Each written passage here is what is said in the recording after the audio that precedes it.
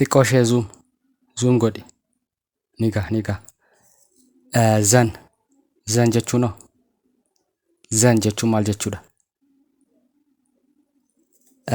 Okay, egaa hordoftoota chaanaala EF4Tube baga nagaan gara chaanaala kanaatti dhuftanii kutaa keenya torbaffaa kana keessatti jechoota sasalphoo ta'anii fi isin akka nama afaan Ingiliffaa eegalaa jirutti beekuu qabdan kanneen jedhaman 3 isiniif qabadhee dhiyaadheetan jira.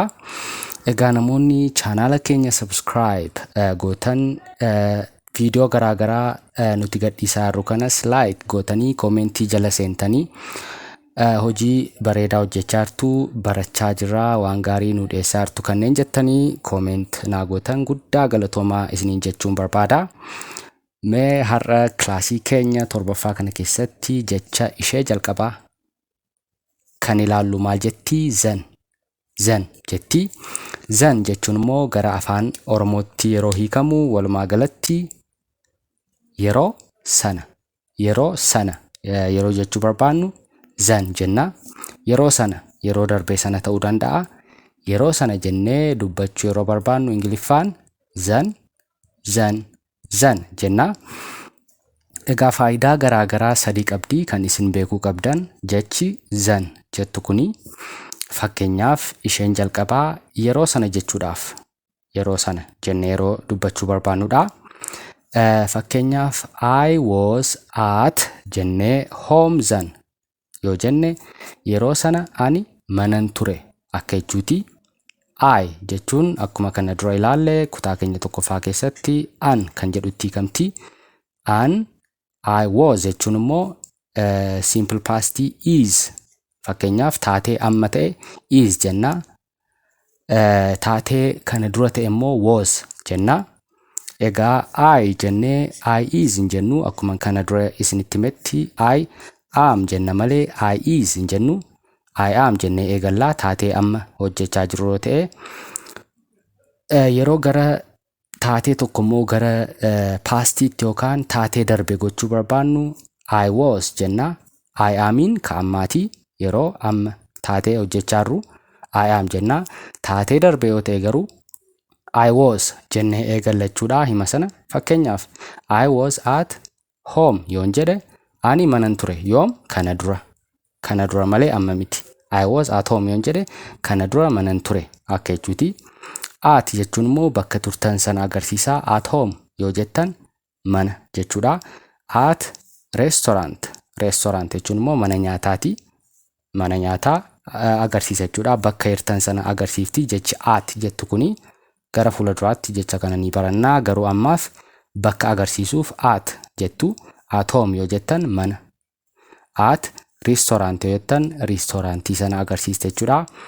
I was at home then yoo jettan yeroo sana ani manan ture jechuudhaaf jechuudha. Then kan jettu kuni. Fakkeenyaaf hiriyyaan keessan sinii bilbilee yeroo sana eessa turte? Fakkeenyaaf yeroo hattuun mana seentee meeshaa jiru hunda fudhatte ati eessa turte? Yoo isiniin jedhe namni tokko isinii bilbile I was at a restaurant then jechuu ni dandeessu. Yeroo hattuun mana seentee meeshaa manaa hataa turtetti ani restaurantii yookaan mana nyaataan ture.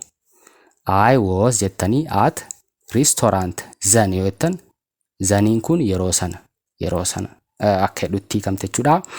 I was at stadium then yoo jettan fakkeenyaaf stadium bakka kubbaa miilaatti taphatan stadiumiin ture yoo jechuu barbaaddan sa'a sanatti I was at stadium then jettu. Then kan jedhu kun yeroo sana akka jechuudha. Ishee kan akkasittiin qabadhaa. Faayidaa ishee lammaffaatti mee yaada baruu jecha zan jettu kanaaf faayidaan lammaffaa maal kan jettudha? Itti aansee jechuudhaaf. Fakkeenyaaf Ingiliffa keessatti itti aansee yeroo jechuu barbaannu jecha zan jettu kana fayyadamuu ni dandeenya. Fakkeenyaaf oh what happened then jechuun egaa fakkeenyaaf otuma isin teessanii hiriyyaan keessan tokko dhufee wanta inni ta'e tokko isinitti himaa jira jennu Fakkeenyaaf hattuun karaa irratti na qabdee akkas na goote jedhee isinitti himaa jira haa jennu hiriyaan keessanii. Otuma isinitti haasa'uu yoo dhaabe haasaa sana achi yoo maaltu ta'e? Itti aansee maaltu ta'e? Fakkeenyaaf hattuun karaa irratti na qabdee bilbila kiyya narraa fudhattee jedhee yoo dhaabe isin maal jechuu ni dandeessu? Achi yoo maaltu ta'e? Achi yoo maaltu ta'e yoo jechuu barbaaddan jecha then jedhu kana fayyadamtanii oh what happened then jechuu ni dandeessu. What jechuun immoo maal akka ta'e ishee kana laalleerra. Maal what maal. Happen jechuun wanti tokko yeroo ta'udha. Happen yeroo jennu ed kana dhiisnee wanti tokko ta'uu isaati. Ed yeroo itti daballu immoo ed kana taateen sun taatee darbe ta'uu isaa agarsiisa. Happen yoo jennu wanti tokko ta'uu agarsiisa. Ed yeroo itti daballu immoo taateen sun ta'ee darbuu isaa. Fakkeenyaaf hattuun hiriyaa keessan hattee hiriyaan keessan erga taateen sun darbee mana keessan dhufee yoo isinitti himaa jira ta'e taateen sun darbeera.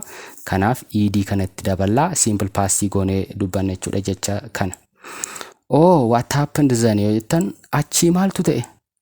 Ergii hattuun bilbila keessi jalaa hattee booda maaltu ta'e? Akka jechuuti gaaffiin kun. Poolisiitti himteettamoo akkas gooteettamoo jechuudhaaf jechuudha. Oh what happened then? Itti aansee jechuudhaaf jecha then jettu kana fayyadamuu ni dandeenya jechuudha. Faayidaan yookaan example lammaffaan isinii kenname. First think and then speak yoo jedhama. Fakkeenyaaf namni tokko first jechuun jalqaba. First jalqaba. Think yeroo jennu immoo yaaduudha. And then speak jalqaba yaadiitii achii dubbadhu akka jechuuti. Itti aansee faayidaan amma zan jedhu itti aansee kan jedhu bakka buuti. Jalqaba yaadii itti aansee immoo dubbadhu. Fakkeenyaaf hiriyaan keessan otoo itti yaadiin callisee wantoota dubbata yoo ta'e first think jalqaba yaadiitii itti aansee immoo dubbadhu yoo jechuu barbaaddan first think and then speak jechuun immoo dubbachuu. Think jechuun yaaduudha. Jalqaba yaadiitii itti aansee immoo dubbadhu yoo jechuu barbaaddan first think and then speak. Then kan jettu kun amma itti aansee kan jedhu bakka buute jechuudha. Faayidaa ishee lammaffaati kuni. Faayidaa sadaffaas ni qabaa. Jechi then jettu kun xiqqoo barbaachisuudha. Faayidaalee sadii qabdi sadarkaa keessaniif kan ta'u jechuudha. Isheen sadaffaa maalidhaa? Akkas taanaan jechuudhaaf. Fakkeenyaaf akkas taanaan yoo jechuu barbaaddan jecha then jedhu kana fayyadamuu ni dandeessu. Fakkeenyaaf she is tired then. She jechuun ishee yookaan isheen akka jechuuti. Isheen dadhabdeetti akkas taanaan. Tired jechuun dadhabuudha. Namni tokko hojii hojjechaa oolee yoo dadhabe tired jenna dadhabuudha. Fakkeenyaaf obboleettiin keessan hojii ganamaa kaastee haga galgalaatti hojjechaa oolte yoo ta'e isin maal jechuu dandeessu? She is tired then. Kana jechuun immoo maal jechuudha? Isheen guyyaa guutuu hojjechaa oolte amma dadhabdeetti. She is tired then. Akkas taanaan jechuudhaaf jechuudha. Guyyaa guutuu hojjechaa oolte taanaan isheen dadhabdeetti jechuudha. Yoom? Amma. She is tired then. Akkas taanaan jechuudhaaf. Jechi then jedhu amma akkas taanaan jechuudhaaf nu fayyada jechuudha. Fakkeenyaaf akka sirriitti isinii galuuf example lammaffaa fudhanna. Namni tokko then what is the problem yoo jedhe. Fakkeenyaaf hiriyaan keessan dhufee then what is the problem isiniin jechuu danda'a. Wanta tokko itti himtanii rakkoon maaliree akkas taanaan yoo isiniin jechuu barbaade inni maal jedhaa? Then what is the problem? Problem jechuun rakkoodha. What jechuun maalidha? Akkas taanaan rakkoon maaliree jettanii yoo nama gaafachuu barbaaddan. Fakkeenyaaf hiriyaan keessan tokko wanta tokko isinitti himee rakkoo tokko iyyuu yoo hin qabu ta'e waan sun isin maal jechuu dandeessu? Then what is the problem? Akkas taanaan rakkoon maaliree jechuudha jechuudha. Kanaaf jechi then jettu gara kamitti illee hiikamuu dandeessi? Akkas taanaan jechuudhaaf. Fakkeenyaaf namni tokko goodbye then yoo isiniin jedhe Goodbye jechuun walumaa galatti nagaatti akka jechuudha. Akkas taanaan nagaatti yoo jechuu barbaadan goodbye zan. Hiriyyaan keessan fakkeenyaaf amma deemuun barbaada gara bakka biraatti yoo isiniin jedhe wal bira teessanii amman deemuu barbaada yoo isiniin jedhe akkas taanaan jedhi nagaatti yoo jechuu barbaadan goodbye zan jettu. Zan kan jettu kun amma maal ibsiti? Akkas taanaan ati deemuu barbaadda taanaan jedhi nagaatti akka jechuuti. Zan akkas taanaan. See you zan jechuullee ni dandeessu. See you booda walagarra akka jechuuti yookaan walagarra. Akkas taanaan walagarra akka jechuutti hiikamti. See you zan jechuuni akkas taanaan walagarra. Namni tokko bakka kanan deemuu barbaada yoo isiniin jedhe akkas taanaan walagarra jettanii yoo gargar barbaadan see you zan jettu jechuudha. Faayidaan zan jettuu amma akkas taanaan wanti tokko taanaan wanti sun haa ta'u akka jechuudha. Ishee kanallee akkasitti fayyadamuu ni dandeessu. Egaa mee jecha gara isa itti aanutti haa dabarru kilaasii kana keessatti kan ilaallu ammas na waliin ta'a.